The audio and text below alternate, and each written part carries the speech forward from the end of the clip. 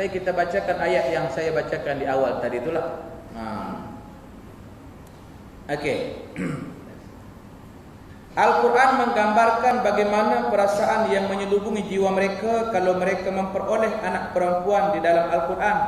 Surah An-Nahl ayat 58 dan 59. A'udzu billahi minasyaitonir rajim. Wa idza busyira ahaduhum bil unsa. Di zaman sebelum kelahiran Nabi, apabila seorang daripada mereka diberi kabar dengan kelahiran anak perempuan, bidan tu bagi tahu, Cik Munahoi hang melahirkan anak perempuan. Bukan macam la ni, apalagi kadang-kadang yang operation, canggih tuan-tuan, ubatlah ni kan, kadang-kadang yang buat bedah perut tu yang tak boleh bersalin normal, dia belah perut tu, dia bius tang yang perut tu je. Dia boleh sedar, kaki boleh bergerak, tangan boleh bergerak, mata boleh tengok tu sekiranya. Doktor tu belek-belek perut dia tu nampak, dia nampak, dia tengok. Kadang-kadang doktor terkejut. Doktor baru angkat, tak tengok lagi jantina, dia pi habaq. Dia kata perempuan. Pasal dia tengok tu, doktor perhatian dia bukan nak tengok jantina. Dia ni bukan nak tengok doktor tu, nak tengok anak tu. Muka macam pak dia ke macam dia? Kan? Tengok lahir-lahir. Alhamdulillah laki, dia kata. Kadang-kadang terkejut doktor. Kan? Dulu dak setengah mati nak melahirkan ni. Tak ada dah, tak terfikir nak tengok. Dan lahir-lahir barulah bidan tu bagi tahu, kan? Cik Minahoi anak perempuan. Kalau habaq kat dia anak perempuan, Allah kata zalla wajhuhu muswadda wa huwa kazim. Yang mana kata Allah Subhanahu wa taala, suramlah ataupun merah padamlah mukanya dan dia sangat marah, menyesal, tak tahu apa. Kan? Dalam hati dia hanya Allah yang tahu. Istilahnya apa dia, kalau zaman lah, kalau aku tahulah daripada awal perempuan, aku makan macam-macam lah. Aku makan nenah ke, makan ragi ke, bagi keluar aku tak nak. Macam tu. Dia menyesal.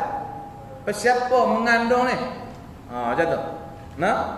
Maswadda wa huwa kazim. Yatawara minal qaumi. Dia menyembunyikan dirinya daripada orang ramai. Min su'in, disebabkan buruknya berita yang disampaikan dengannya. Ma busyira bihi, lalu dia kata apa dia? Ayumsikuhu ala hunin. Dia kata, adakah adakah aku menanggung kehinaan, atau aku akan menguburkannya ke dalam tanah dalam keadaan hidup-hidup. Pendek ceritanya, diceritakan di antara kisahnya tuan-tuan, bahawa kalau ada kalau bini kita dah sakit, kita bawa ke hospital kan. Ada di zaman jahiliah ni diceritakan, kalau bini dia dah sakit perut, kira masa pun dah cukup, suami dia bawa tika dengan cangkul. Suami dia bawa tika dengan cangkul. Okey, jadi dia korek lubang. Dia korek lubang, kemudian letak tika, maka bersalinlah bini dia atas tika ni. Lalu kalaulah yang lahir itu anak lelaki, bawa balik Tapi kalau ditakdirkan yang lahir itu perempuan, dia tengok keadaan. Ayumsikuhu ala hunin, adakah dia bawa balik tapi dia kena menanggung malu, au yadussuhu fitrab, ataupun tarik dengan tika-tika ni, gelebok masuk dalam lubang, kambus hidup-hidup. Agak-agak hina dah. Hina Tapi bila kita bandingkan dengan zahiliyah moden, lah kan lagi dahsyat. Dulu dia pi sembunyikan lagi dalam, ataupun dia kambuh. Lah ni tuan-tuan yang terbaru, nah, dia mak bapak dia pun tak tahu, dia pi bersalin di bilik air. Kemudian dia bubuh anak tu dalam baldi, kemudian dia tutup dengan kain. Kan biasa muslimat kadang-kadang rendam kain dalam baldi. Jadi tak tahu di bawah kain tu sebenarnya baby, tak cukup umur, sifat cukup dah. Dia bersalin tak cukup umur, tapi tak dapat dipastikan sama ada budak tersebut memang mati dalam perjalanan dalam kandungan ataupun mati disebabkan kerana dia tutup dengan kain. Nah, 4 hari baru mak bapak dia tahu. Begitulah hari ini, nah, perangai umat Islam di zaman dia panggil jahiliyah moden lah tu. Cara bersalin tu pun canggih, cara dia sumbat, cara dia simpan pun sangat canggih. Berbeza dengan jahiliyah di zaman Rasulullah SAW ataupun sebelum kelahiran Nabi, adalah seperti yang saya sebutkan tadi, dia tak buang merata-rata. No, bukan macam lah ni buang kadang-kadang sampai anjing, nah, dah makan tangan, dah makan paha, tinggal sekerak je lagi. Kadang-kadang membusuk berulat di tempat tong sampah, dibuang ke sungai dan sebagainya. Nah, lalu kata Allah, ala sa'a ma yahkumun, ketahuilah alangkah buruknya apa yang mereka tetapkan itu. Maknanya tuan-tuan, kita ambil pengajaran di zaman jahiliyah ni, anak perempuan ni adalah sesuatu yang membawa malapetaka dalam kehidupan. Saya pernah bacakan ayat ni kepada pelajar-pelajar saya tingkatan 5. Kan? Dia bertanya saya balik, tuan-tuan tak adalah kan? Tuan-tuan Masjid Surau ni kadang-kadang kita buka soalan, dia tak tanya. Kalau kat sekolah kadang-kadang budak-budak, ustaz, tu kalau macam tu orang generasi berikutnya macam mana dia nak kahwin dengan perempuan katanya. Nampak tak tuan?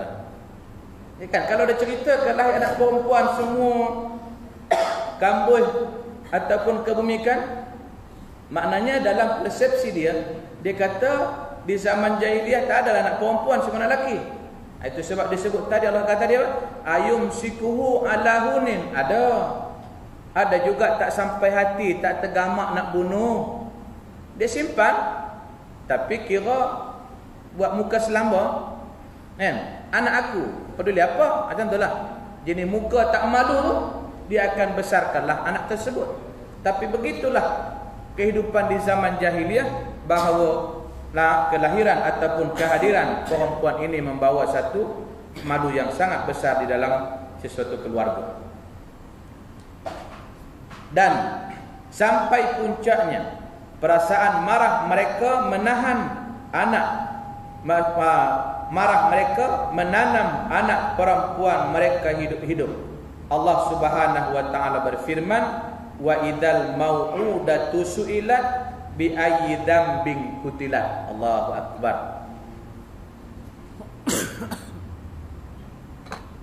Inilah yang kita nasihatkan kepada mereka-mereka yang buang bayi. Pertama, mereka telah berdosa melakukan zina. Yang kedua, mereka buang bayi tersebut, sama ada cekik dulu, bunuh dulu baru tanam, ataupun buang hidup-hidup, dan berbagai-bagai cara yang ditemukan ataupun yang disiarkan. Nah, tidakkah mereka beringat ada satu lagi nanti azab yang mereka perlu tanggung di padang mahsyar ataupun di sisi Allah Subhanahu wa taala sebab kanak-kanak yang dibuang itu, kanak-kanak yang digugurkan itu, ataupun kanak-kanak yang ditanam hidup-hidup itu, dia akan bangkit ataupun dia akan dakwa mak bapak dia ataupun ibu dia nanti di hari kiamat, seperti yang Allah gambarkan dalam surah At-Takwir ayat 8 dan 9, yakni apabila bayi-bayi perempuan yang dikubur hidup-hidup ditanya kerana dosa, apakah dia dibunuh? Dia kata, aku buat apa? Budak tu dia tanya esok, mak, pasal apa tanam saya? Ya Allah, pasal apa dia tanam aku? Aku buat apa? Budak tu tak ada dosa apa. Nah, kalau dia besar, dia boleh jadi imam, dia boleh jadi ustaz, tak ada halangan. Sama macam kita yang sempurna, dia tak ada apa. Yang salah itu adalah ayah dan ibunya, ataupun si pelaku lelaki dan perempuan itu, dia tak ada salah. Maka satu hal lagi nanti hari kiamat, dia akan cari si pelaku dia, pasal apa saya diperlakukan demikian, kenapa saya dibunuh, kenapa saya dibuang dan sebagainya, akan ditanya nanti di hadapan Allah Subhanahu wa taala. Okey. Itu yang pertama, Arab ataupun wanita pada bangsa Arab. Yang kedua, kaum wanita di zaman jahiliyah tidak menerima sedikit jua pun harta pewarisan dari kaum keluarganya, dan yang berhak menerima harta pewarisan hanya kaum lelaki. Tuan-tuan bayang betapa adilnya hari ini Islam. Nah, Allah bagi tahu lizakari mislu hazzil unsayain.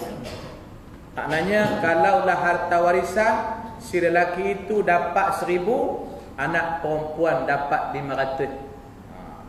Ya, jangan kata apa? 3 Abdul tu, ini tak adil. Nah, yang dulu dia pipulun harta ayah dia tinggal kepada piramli rumah buruk, yang satu adil lah. Bila dia tahu rupa-rupanya ada harta pusaka di Pakistan, Tajikistan, Afghanistan, nah, barulah dia kata ini tak adil pula. Kena tang diri dia tak adil. Jadi kalaulah perempuan mengatakan, abang tak adil, ini saya tak boleh terima, ini ayat Quran ni, saya tak boleh terima. Tuan-tuan yang dirahmati Allah, muhasabah untuk diri saya dan juga tuan-tuan.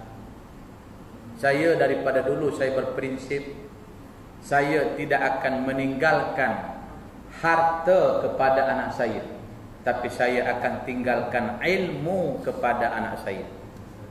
InsyaAllah. Tuan-tuan, kalau kita tinggalkan harta kepada anak-anak kita, jaga.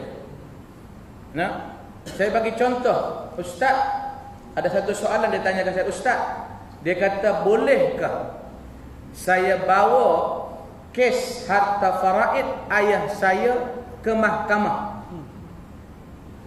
Saya kata, apa siapa? Cerita dia, dulu ayah dia ketika mana meninggal mak kandung dia, selepas itu kahwinlah ayah dia dengan perempuan yang lain. Lalu dia tak mahu yang si anak, yang si mak tiri dia tu, dia tak nak dapat harta pusaka. Saya kata, mana boleh? Kan? Saya kata dia berhak harta pusaka. Tapi ustaz, dia kata masa hidup ayah saya dah beli kat dia macam-macam. Dah buat rumah kat dia, nah, dah beli tanah kat dia. Yang hak tu saya kata hebat. Pemberian di masa hidup, yang hak tu tak dikira. Nah, yang dikiranya ialah dalam faraid ni ialah harta yang ditinggalkan oleh ayah kita. Kita akan bahagi-bahagikan siapa yang ada. Isteri dia, ayah mak bapak dia kalau ada, kemudian kita anak beranak ni. Saya kata kalau nak bawa mahkamah boleh, tapi cuba fikir elok-elok. Pertama, kalau mahkamah lah katakan awak menang, sedangkan harta ikut Quran kata yang mak awak, mak tiri awak dapat. Yang kedua, saya kata patutnya harta faraid ni dah boleh bilang elok-elok mengikut harta faraid hukum syariat. Tapi dengan sebab bawa mahkamah, saya kata tu bapa awak yang dalam kubur siapa nak tanggung? Kan? Kita berbalah sampai bawa kes mahkamah berkenaan dengan harta yang ditinggalkan oleh ayah kita. Itu sebab tuan-tuan, kita bermuhasabah diri, nah, bahawa kalaulah kita ada harta, banyak harta, Tak salah kita banyak harta, tapi eloklah tuan-tuan, agak-agak kita pun umur dah tak berapa lama dah, nak bagi siap-siap. Senang. Okey, ni rumah ni tukar nama, ni apa nama ni, Amin. Ni rumah kedai ni dapat kepada apa nama ni, Suzila. Bagi siap-siap. Kita mati tak ada apa dah. Mereka telah pun ada habuan dan bahagian masing-masing. Nah, insya-Allah kalau kita tinggalkan ilmu kepada anak-anak kita, insya-Allah bahawa bukan setakat kita apa nama ni mendapat siksa, malah kalau mereka beringat yang Nabi sebut in qata'a amaluhu illa min salas, iaitulah waladun soleh yad'ulah, iaitulah anak yang soleh yang mendoakan untuk diri dia. Tuan-tuan yang dirahmati Allah Subhanahu wa taala, sementara saya masih ingat, saya nak berkongsi dengan tuan-tuan. Allahumma sholli ala sayyidina Muhammad. Tersilap bawa buku. Bukan buku dia. Tersilap. InsyaAllah bulan depan kalau saya tak ni, saya bawa di dalam kitab Sairus Salikin jilid yang pertama. Bagaimana kita ni sebagai anak yang soleh dan solehah, yang Nabi sebut siapa yang melakukan sembahyang 2 rakaat, kaifiat dia saya tak berapa ingat, takut salah sat lagi. Nah, cuma yang saya ingat kita lakukan malam Khamis 2 rakaat je. Tapi dia punya surah-surah dia saya lupa. InsyaAllah saya akan apa nama ni, bawakan pada bulan hadapan insyaAllah. Yang mana dalam hadis tu, kalau kita lakukan sembahyang tersebut, maka tertunailah tanggungjawab kita sebagai seorang anak kepada ibu bapa kita, walaupun kita pernah derhaka kepada mereka. Dan mereka akan diberikan 2 jenis pahala. Yang pertama, Allah akan memberikan pahala syuhada ataupun orang yang syahid. Yang kedua, Allah memberi pahala kepada mereka ialah pahala siddiqin, iaitu pahala-pahala mereka yang benar-benar di sisi Allah Subhanahu wa taala.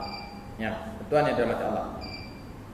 Okey, jadi begitulah hinanya wanita di zaman jahiliyah, dia tidak mendapat apa-apa harta warisan daripada kaum keluarganya. Yang ketiga, kaum wanita selalu berada dalam penganiayaan dan selalu dalam posisi lemah. Kerana itu apabila seorang lelaki meninggal dunia dan dia meninggalkan beberapa orang isteri, maka anaknya yang laki-laki dari istrinya yang lain berhak untuk mengkahwini bekas isteri ayahnya. Sebab dalam Al-Quran pun dia sebut illa ma qad salafa. Nah, Al-Quran kata kecuali dulu yang telah berlaku sebelum turun ayat tu. Yang hak tu memang berlaku. Lepas turun ayat tak ada dah. Haram muabbad. Nah, perempuan yang dinikahi oleh ayah kita, sama ada dia apa nama ni jima' ataupun tidak, dia terima sahaja nikahnya, haram muabbad. Jangan pula lawa tengok mak tiri aku ni, haram hukumnya. Jangan sampai nak bercita-cita kalau ayah mati boleh jadi aku pewarisnya. Tak ada, haram muabbad. Tapi di zaman dahulu, kalau mak tu lawa muda, ayah mati, berebut pakat nak menikah dengan mak tiri tu. Sekalipun bekas isteri ayahnya tidak menyetujui, kan? Mak tiri tak nak, hang ni anak tiri aku, dia boleh paksa. Dan begitu juga anak laki-laki tadi berhak mencegah bekas isteri ayahnya kahwin dengan laki-laki yang lain. Dia ada kuasa. Hang tak boleh kahwin dengan orang lain. Hang ni isteri ayah aku berhak lagi katanya. Kemudian suami dapat menceraikan isterinya semahunya tanpa ada pembatasan dan juga mempunyai hak rujuk kepada bekas isterinya sebelum habis masa iddahnya. Begitu juga suami berhak menggantungkan isterinya dengan tidak menyatakan isteri tadi diceraikan. Maka dengan demikian si isteri tidak dapat kahwin dengan laki-laki lain, dan si isteri tadi tidak juga dipergauli sebagai isteri. Pepatah Melayu kata apa? Gantung tak bertali.